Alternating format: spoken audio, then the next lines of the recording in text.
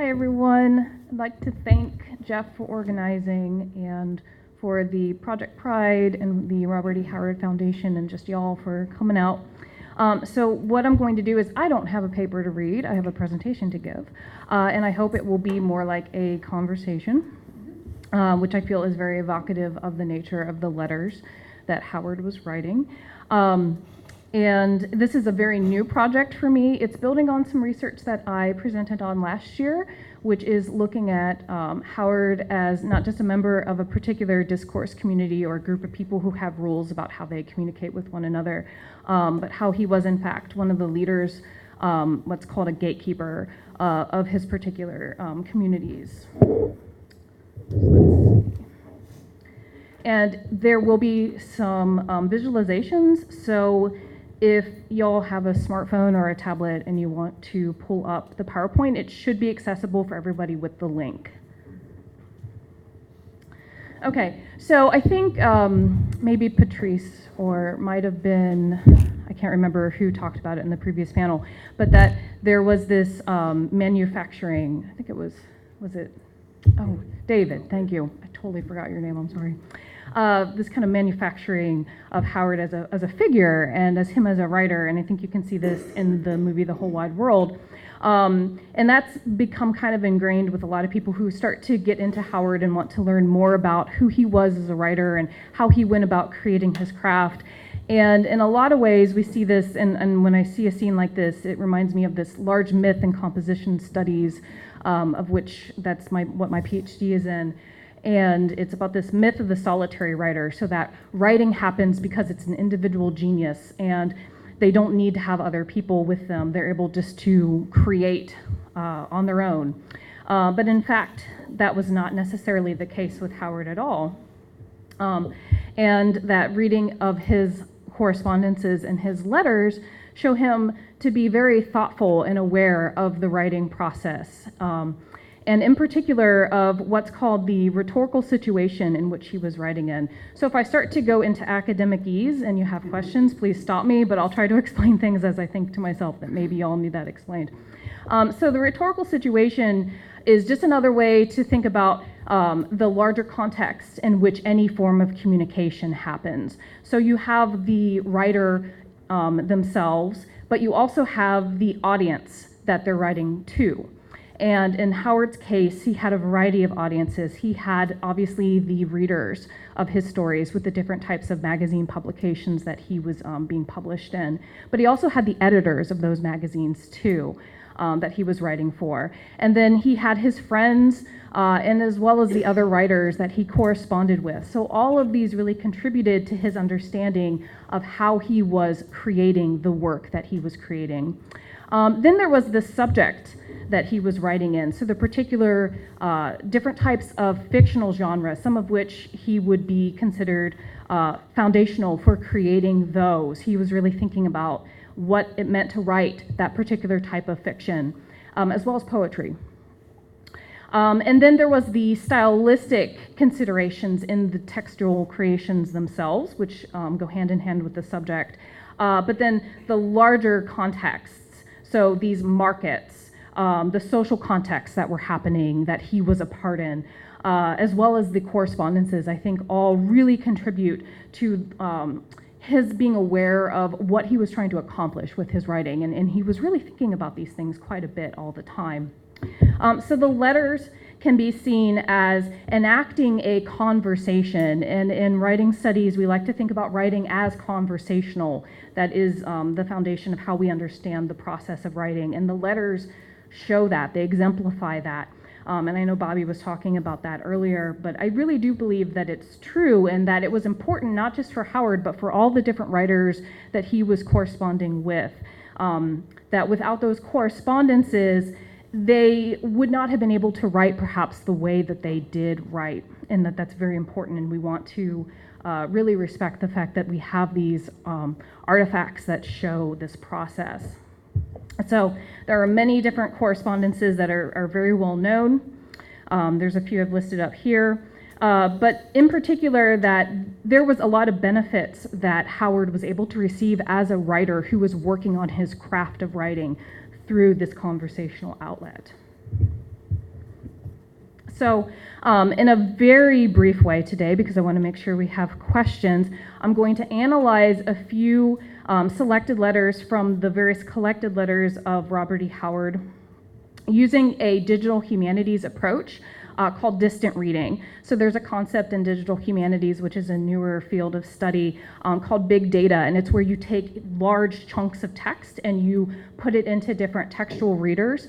In my case, I used a free software called Voyant, which will let you do all types of analysis and visualization of very large bodies of text. So I was able to take the Howard letters and put them into Voyant and get some interesting results from that. So I'll go over that very briefly. But what this allows us to do, this type of distant reading, is we can begin to establish and understand patterns that tell us something about how Howard was as a reader and a writer and a critical reflector of the work that he was doing. And all of this provides further evidence for Howard's important role as a particular kind of gatekeeper, as one of the rule enforcers and creators in the particular discourse communities that he was a part of. So here's the first visualization. It's from the first volume. And if you've never seen a word cloud before, the words that are bigger are the words that appear more often. And that's all that is. So obviously these are not the only words that appear in the collected letters. I believe Voyant told me there was 121,000 words in the first volume. I don't remember the amount of words in the other volumes right off the top of my head. But what I did is I went through and I selected the particular words that I was interested in for this project. So I selected words that would have any type of correlation to writing or reading or things related to that nature. So you can see words like write, read, writing are very large here, so they appear more frequently than words like literature or writer or publish. And so here's volume 2. And you can see that there's some difference now. Story and stories and magazines suddenly become a little bit more prominent in the correspondence that he was doing in these slightly later letters.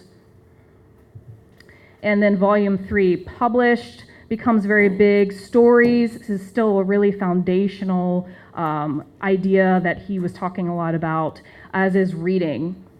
Or I should say read or read, depending on the usage of the particular word. Magazine also becomes a little bit bigger here too. And fantasy pops up.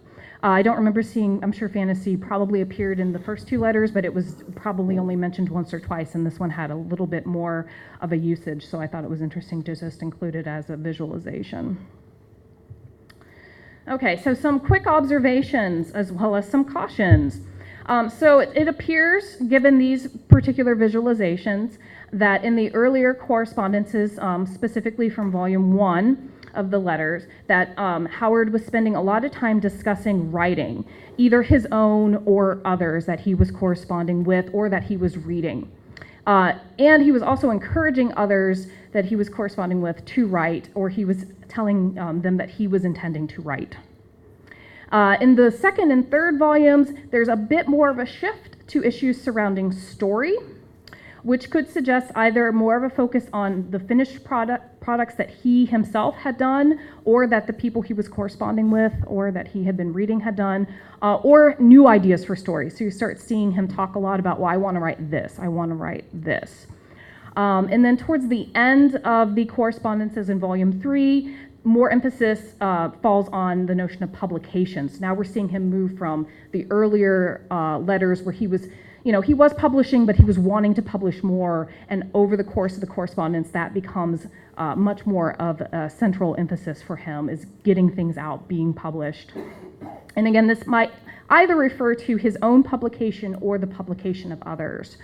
But throughout, there's always a consistent emphasis on acts of reading.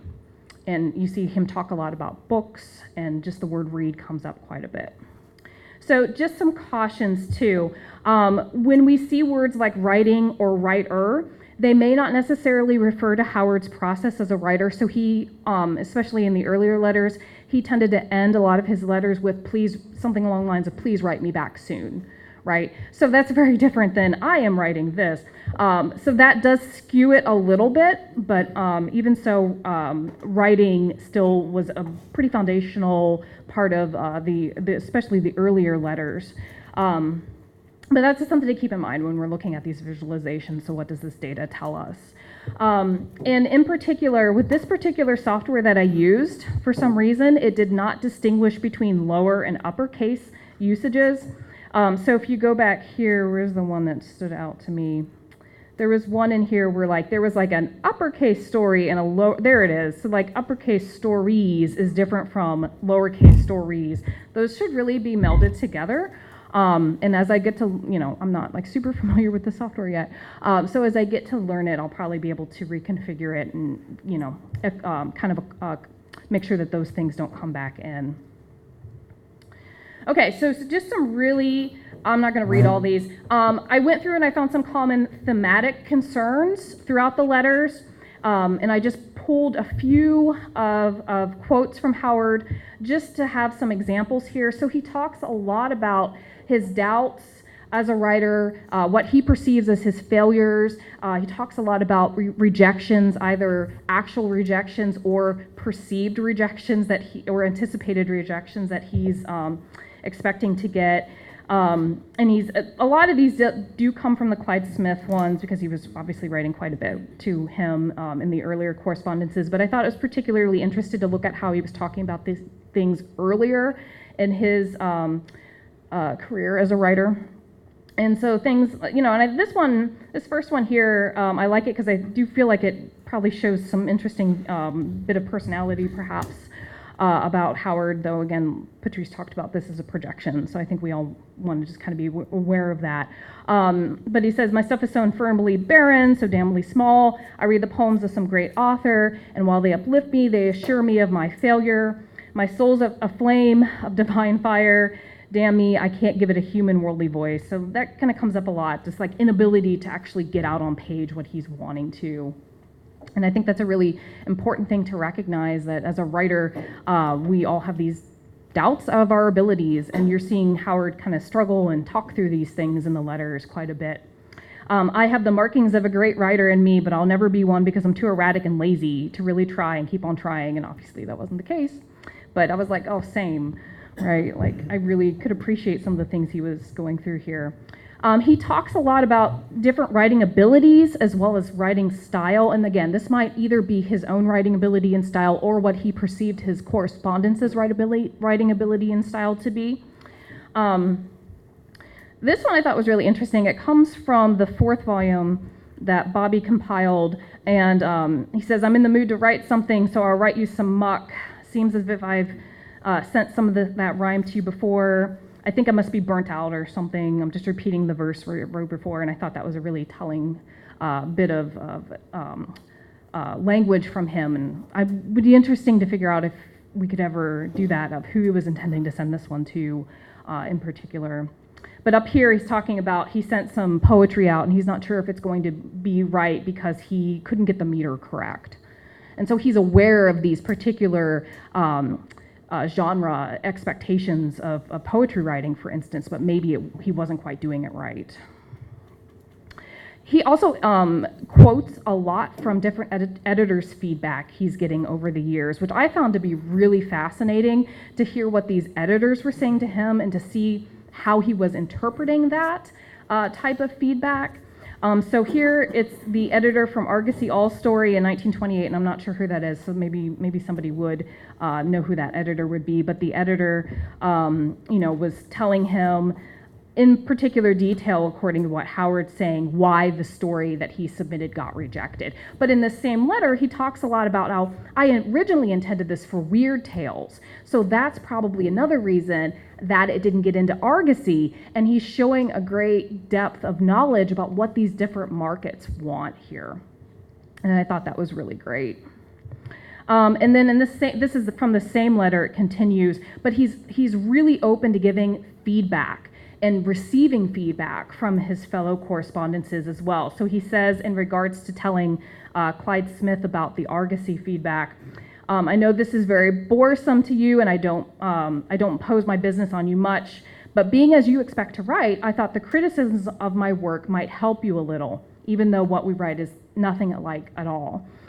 So just this desire to give feedback and to talk about his experiences as a writer who is trying but also failing, and what he's learning from that, I think is a really interesting theme that begins to develop in the course of the letters.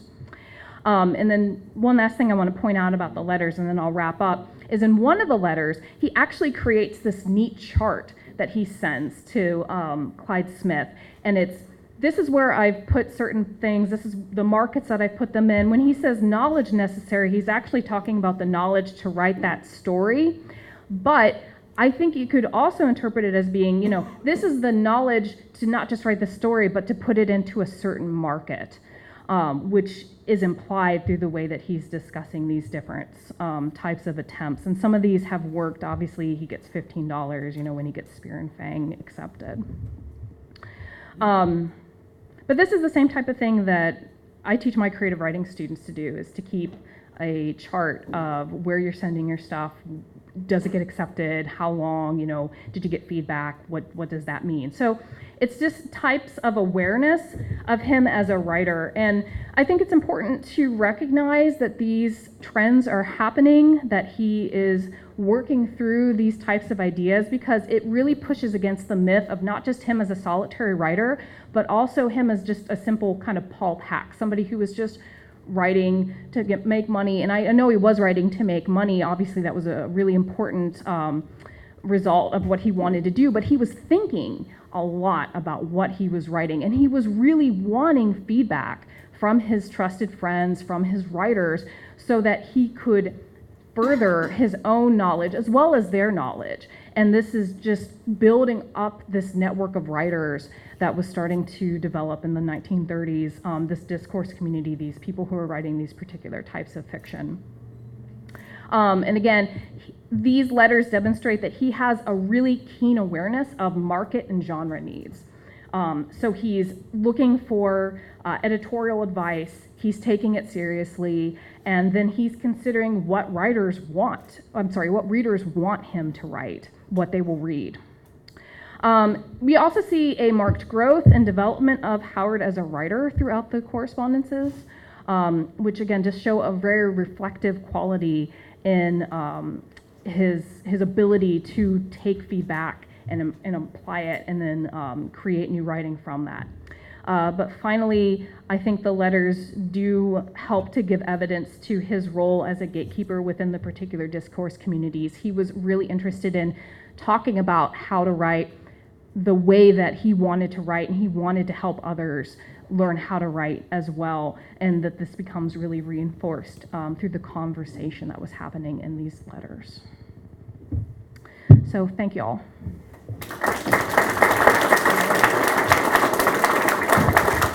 All right, thank you all so much. Let's open it up to some questions.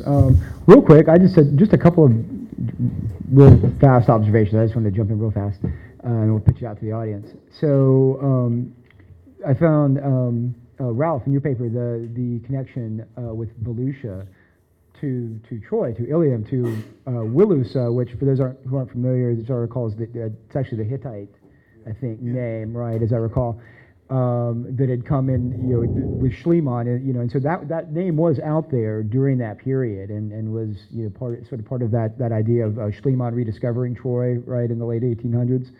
And that's an interesting idea, and that's a connection I hadn't really made, but it fits in with one of the things that Howard really liked to do in his fiction, which is what I kind of call a pseudo-euhemerism. For those who aren't familiar with the term euhemerism, it comes from the philosopher Euhemerus, who had the idea that mythology is all rooted in something real that happened in the past, and the names of our gods were actually kings back in the past, right? So Howard plays with this idea, creating these sort of fake etymologies of proper names, right? That some of the stories that appear in later mythology, in historic times, right, comes from these events that are happening in the prehistoric past, right? So you get Yog Kosha, for example, in Tower of the Elephant. This is this sort of 10,000 years before. That's where Ganesha would come from, right? That kind of idea, right? So, and Howard loved doing that. So that would fit in very well with what, one of these sort of things that Howard loved to do, create these sort of fake prehistories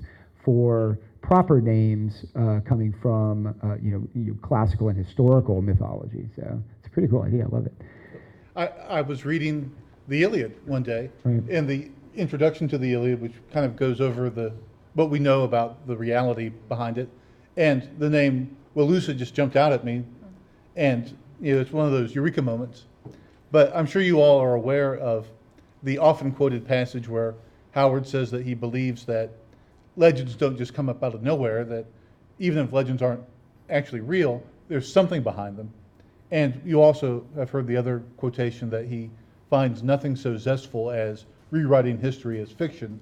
And so it seems like that dovetails very well. Right. And so then I love, we get into Jason's paper, right? And as soon as he starts talking about the stalemate war, even before you said it, because we had just been talking about this, I'm like, oh, the Iliad, oh my God, wait. And then, of course, you went right into that. So one of the stalemate wars in fiction that might be worth thinking about, and one of the things, of course, everyone always makes the, I don't know, Patrice, were you the first, Patrice, that made the connection between the Lincoln County War and Red Nails, But, so that's one of them. But one of the other examples from fiction right from that period that I've always kind of tried to connect it a little bit, and I don't know if Howard would have read it or not, is Red Harvest by Dashiell Hammett, which came out in '29, right? And of course, Red Harvest would it's a story it's a gangster book, right? Two gangs fighting each other, right? And it ends up becoming the basis for Kurosawa when he did Yojimbo. And then that became redone as, by Clint Eastwood as, Fistful of Dollars, in the early '60s. And then it gets redone again as Last Man Standing by Bruce Willis, and it goes back to the gangster theme, right, in the '90s, right? But this idea of the two warring gangs back and forth with the protagonist, playing both sides off of them. Conan doesn't really do that here, and I always kind of wish that he sort of did, right? Go in there as the man with no name and, play the two sides against each other. He does pick one side, in that. But, that's another, that theme is kind of right there in pulp fiction as well at that time. And so I don't know if that's something that might be worth looking at Red Harvest, Oh, yeah. Absolutely. Just to kind of fit in with that theme. Did he ever write about Hatfields and McCoys? He talked about feuds all the time, Okay. right? And so that's the I other believe thing, he right? did. I believe he did. So in the letters. you would have had to know about Hatfields and McCoys, right? Patrice, jump in. Even further back, in fact, if you read Goldoni's play, Harlequin, Servant of His Master, I don't know the English title for that, but exactly, it's a servant who plays both masters against each other, so it's the exact same plot Right. device. And this from the 17th century, I think. Oh, wow. Yeah. So yeah, as you said, it's a pretty common trope. Anyway, so we can pitch. I had something for Nicole too. Now I can't remember. So I'm going to pitch out the eyes, and I'll try and remember it. Come back to it. All right. Question. Just to play off the feud concept, Texas history is rife with feuds, especially after the Civil War. Yeah. Especially Union Confederate, ex-Union Confederates feuds. So And Howard talks about it. Would have been familiar with those. Yeah, he talks about all of it in his letters. It's a common theme that he discusses. I remember what I was going to just mention, I think, and Patrice can correct me on this, but I believe the story that he'd submitted to Argosy that got rejected was Red Shadows, what became Red Shadows. It was called Solomon Kane, He submitted that to Argosy, the editor was Mac Williams, the name we were looking for. Right. And so he sent that in January 1928, got rejected, and said when he received the letter, it was a very long letter, and said, you can do this, you can do that. I don't care, he sends that to realty, I take it. That's hilarious. And what's interesting, I mean, so this is the first Solomon Kane story, right? And so it does have some supernatural elements in it. It's not hugely overt. You get some bodily possession by the witch doctor character, right? And you get the giant gorilla. The things the editor pointed at as defects are precisely what makes the story tick. That's right. It's Awesome. a wonderful story because of those defects. Because you of don't the have defects. this character jump from one continent to the other in one page. Yes, you can. Yeah. Yes. And what I find odd about that is actually, Argosy, although it's known as being one of the higher end pulps, right? And it was for those that aren't familiar with Argosy, it was he published multiple genres, right? And so you'd have Western stories in there, and detective stories and historical adventure. But it did also publish science fiction and weird fiction and lost world tales and things like that. So it's really kind of odd to me that the story, where he did get rejected here, but you see Howard, he's seeing Argosy, he didn't, let's put it this way, he didn't send Red Shadows to adventure, right, where no weird elements would have even been looked at. He knew that Argosy did sometimes publish these kinds of stories, right? So he's thinking about these things and making these decisions. And this is in a period in the 20s where, Well, then again, he sends one of the ghost stories to adventure. But it was by the Saxon rule. Yeah, which it's a fantasy story. it doesn't have that much in it there, really, right? I mean, Just like Solomon Kane. yeah, no, that's true. So maybe, I don't know. But no, I think that what's interesting about that letter is the fact that it's demonstrating he has an awareness of these markets, but he's also really interested and invested in the feedback he's getting, right? And so he talks a lot about that. I think he even says in that letter to Clyde Smith that he would share the feedback that Argosy's editor has sent him in case that, Smith might get something of value out of it. I have something to add again, sorry about that. I want to comment on that point precisely because when he gets a rejection letter for Solomon Kane Red Shadows, the first Kane story, he sends that, he doesn't want to rewrite it, and he sends that to Weird Tales. And then he proceeds to write a second Solomon Kane stories. And this one follows exactly the recommendations of the Argosy editor, That's interesting. and it gets rejected. Yeah, but it also shows that he's, again, I'm interested to think about how he's creating and kind of refining some of these new genres that are developing at the time. So he's like taking feedback seriously and he's trying things out. It's going to fail in some markets. It might really succeed in other markets. And that's a good point too, right? These are new genres, right? I mean, they're developing right now in the late 20s. The genres that we sort of take for granted today, science fiction, horror, fantasy, right? They're really sort of starting to come into their own. It's really in the 1920s when you just start getting publications that are specifically for these types of new genres of Weird Tales in 1923 and Amazing Stories in 1926, and they're still formulating. This is the discourse community that Nicole's done so much work with, right? This is this feedback between the readers and the editors and the writers, right, that are starting to come up with rules for these new genres, right? They didn't even have names, right? Science fiction, and scientific romances, and there weren't even names for what these guys are writing yet, at this point. And so, he was part of that, trying to negotiate that and figure out, so it's really interesting. All right, questions? Yes. In one of your slides, Howard is complaining that he fears that he's nothing but a dub writer. I'm not familiar with that term. What does that mean? He used it a few times. I don't know what a dub write. I felt like it was something very colloquial to the time period. I don't know. Does anyone know? DUB? Bad writer is how I interpreted it, but there might be some more refined definition of it. He uses it a lot. It seems to me like a sucker. Yeah, Someone right. who's easily taken in. Yeah. And yes, obviously the implication is negative. Yeah. No, yeah. I've never heard that. Yeah. Early 20th century I guess slang. I'm not alone. Yeah. More questions? Right here? Dave? Those word clouds really interest me. And I don't know if it'd be worth it or not, but I mean, if you turn those into a bar graph or something, I wondered if would it tell us something we don't already suspect about his progress as a writer and as he made success, Maybe terminology came up like in 23, 24, 25, and then it drops off as he becomes very successful in the early 30s. Right. I don't know if it would tell us something we don't already know, but it might confirm some ideas about him as a working professional.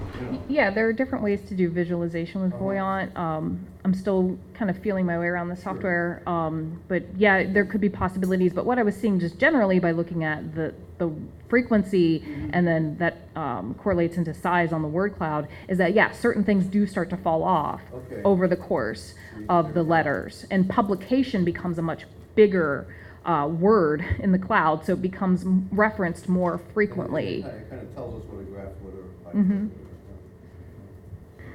along those lines, real quick, one of the things too, you mentioned the capitalization of stories and things. In the case of stories, keeping them separate actually might be a good idea because that's probably, most of those are probably referring to titles Yeah. of the magazines, fight stories, action stories, sports stories. Probably right, yeah. You know, and so again, so those would fall in that publication category where he's talking about specific magazines. And so for your purposes, you might, When you get 125,000 words and you're trying just to select the ones that you think you need, I kept them in because I didn't know if it was the beginning of like a sentence. Yeah. Right. But yeah, it could Something be to think that about. Argosy All Story or something. Right, exactly. How would you compare his discourse and letter writing with other, friends and professionals in that era versus how writers, we have like immediate feedback and immediate contact with many of our similar circles today? How do you feel the basically time difference that it took to get messages back and forth versus immediate response? Well, I think Bobby looks very excited to talk about Jump this. in, Bobby, what do you I'll got? let him jump in. If you ever publish, it's not immediate. Yeah. Yes, email can happen right away, but it takes weeks to send you the email. It's not electric. It still takes time. People still have to sit down and read things, think about what they're writing. Yes, you can have a very fast discourse now through email and instant messaging and all that, but you still have to take the time to read things. You just have to wait on the editor. And that's something you still have to do today that Robert Howard do, is sit there, bite your nails, write the next story while you're waiting for the first one to come back at you. But one of the things that I think is interesting about the delay in receiving, and that's something that comes up a lot, is I haven't received another letter from the one I sent you before, but I'm sure you're working on it. So sometimes there was a definite marked impatience that Howard appears to have had. But I think the act of self-reflection that he's doing is helping him also become a better writer. So it's interesting when we read letters that were never sent, because he's doing a lot of this critical thinking and analysis work, even though he doesn't get a response. He would never get a response, but just the act of doing that writing is allowing him to kind of process things as he's waiting for a response to come back from somebody else. He could also write the bad stuff and get that out of his system, and then be a little more polite when he wrote the real letter. Right. Back. Yeah, I have a question about the Call and the Dark Agnes stories. In most of those, it seems like the sympathetic character is the woman who breaks tradition and doesn't want to get married, and then the hero is the one who rescues, for lack of a better term, that person. In this case, in the Dark Agnes case, it's the same one. Rescues them from torture. I'm curious, is that the breaking the marriage tradition, that seems like a sentiment that's ahead of its time. Was that common back then? Do you have any idea why that particular one was chosen for those stories? I don't know how common it was. I think that your observation is very good, and that yes, Agnes is kind of her own rescuer, and I guess it worked out better. That way she was able to survive. To me, it seems like, whether you want to attribute this to anything that you might know from Howard's biography or not, that the family, the strength of the interdependent obligations of the family members to each other was something that needs to be escaped. Because for these characters, they're not the dominant members of their family, they're the subordinate members of the family, and so obligation kind of entails servitude. And the only way to get free, you can't say, well, Dad, let's vote on this. The only way to get free is to get out and to start your own family, and then you can tell them what to do. And so I think that's a common element to both of those, that Agnes, of course, would have no freedom, no autonomy in any reasonably realistically depicted Renaissance France. And obviously this woman of the Atlantean tribe is very limited on who she can marry. There's obviously some people are agreeable you can marry, some people are off limits to marry. She took some freedom and violated that rule, did it anyway. But unluckily for her, apparently, he died. I don't think the story goes into any detail of what happened, but it's just the situation of she then has no other recourse but to return to her family, and none of the family wouldn't take her back. And so they're going to kill her ritually to explain just how angry they were at her for violating those rules. I feel like there could be some biographical implications possibly with some of that. They may be in the eye of the Just beholder. just throwing that out there. Sprague de Camp would say so. Anyone else? Over there. With red nails, you mentioned you possibly based it on the New Mexico border war. Mhm. It seems to be very reminiscent of what happened in South and Central America in the Middle Ages, like with the names and everything. Right. I was wondering if he mentioned being into those kind of histories, because I thought that kind of stuff only came to light in the later 20th century. Well, let me just say that wasn't my idea. I think it was Patrice's idea. Exactly. Yeah. I read it in Skelos's guide to. I didn't include a works cited, but Skelos has the guide to Robert E. Howard, and on the section for Red Patrice's Nails, book. Yeah, it talks about the Lincoln. So what was the question? I was just panicked because I don't want to take credit for an idea that's not mine. With the Aztecs and Mayans, they kind of fell through drought and crop failure and the madness they were talking about. That they now think they were poisoned by mold in corn, and when the cult of Quetzalcoatl, which kind of is reminiscent of how they called that ancient evil up, and that's what got them in the end. These cults went around and the whole human sacrificing, and it wouldn't finish until it wiped out everyone, and then that became their own undoing. And it just seemed, with all the X's and TCHs and the names and the description of the people, it seemed to be very reminiscent of that, which I thought was interesting because I didn't think in the 20s and 30s they knew about that. Yeah, Howard. He went to Mexico, visited Mexico. Did he see any Aztec ruins or any ancient? No. He read H.G. Wells' Outline of History. Right? Yeah, let me throw a little bit about that. So clearly he's using Mesoamerican naming conventions in this, but you're right, that what you're talking about wasn't known at that time, so it really is just a coincidence. One of the reasons he was, this gets into the weeds, but he played quite a bit with the concept of the Toltecs, right, which were this sort of mythological pre-Aztec race that had gotten sucked into writings about Atlantis in the late 19th and early 20th century, right? This idea that when Atlantis sank, people from Atlantis went both west, and Mesoamerican civilization came from that, and they also went east, and Egypt and the Near Eastern civilizations came from that, right? Because they both have pyramids, so they clearly all have to be from Atlantis, right? So that was Ignatius Donnelly, right?